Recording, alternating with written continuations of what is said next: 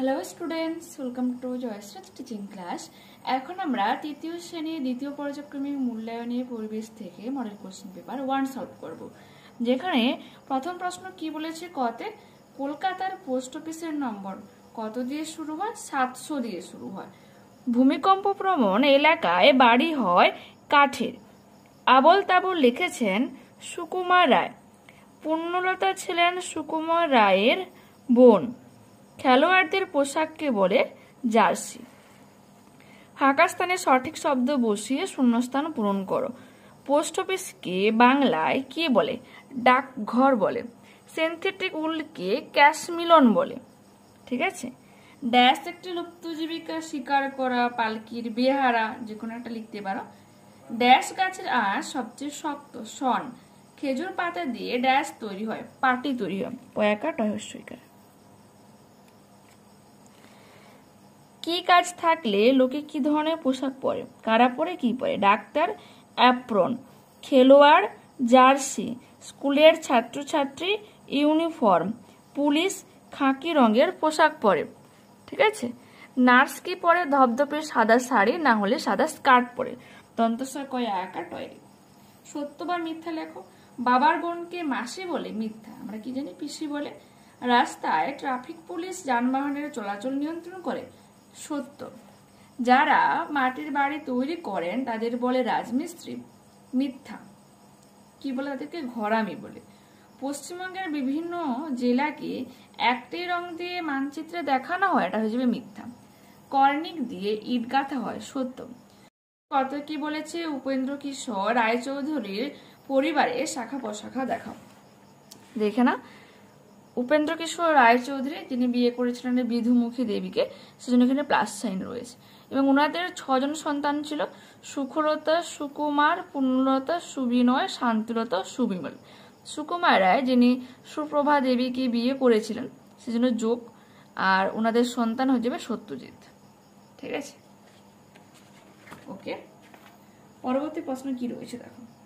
পরবর্তী প্রশ্ন রয়েছে, ছিটে বেড়ার দেয়াল কিভাবে তৈরি করা হয়? ঠিক আছে, দেখাচ্ছি। এটা বইতে 75 পেজে রয়েছে। কঞ্চির বেড়া দিয়ে তৈরি করে তার উপর মাটি লেপেও দেওয়াল করা হয়। তাহলে কঞ্চির বেড়া দিয়ে তার উপর মাটি লেপে দেওয়াল তৈরি করা হয়, এটাই কিন্তু ছিটে বেড়ার দেওয়াল। ঠিক আছে। এরপর কি রয়েছে?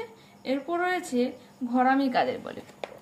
ঘরামি হলো যিনি বাঁশ, কাঠ, ছন, মাটি ইত্যাদি ব্যবহার করে কাঁচা ঘর বাড়ি তৈরি করেন। পারিবারিক জীবিকা বলতে কি বোঝো? দুটি উদাহরণ দাও। তোমরা পেয়ে যাবে তোমাদের টেক্সট বুকে 108 পেজে, দেখে নাও। বহুকাল ধরে কিছু পরিবারের লোকরা একই ধরনের কাজ করেন, যেমন কর্মকার, কুম্ভকার, কৃষক, আরো অনেক কিছু। এগুলি পারিবারিক জীবিকা। ঠিক আছে। তো আমরা পারিবারিক জীবিকা বললে কি বলবো? যে বহুকাল ধরে কিছু পরিবারের লোকজনেরা একই ধরনের কাজ করে একে পারিবারিক জীবিকা বলে, যেমন কর্মকার, কুম্ভকার, কৃষক। এগুলো উদাহরণ দেবে। ঠিক আছে। পরবর্তী প্রশ্ন রয়েছে, দুটি করে প্রাচীন জীবিকা ও তোমার নতুন জীবিকার নাম লিখতে বলা হচ্ছে।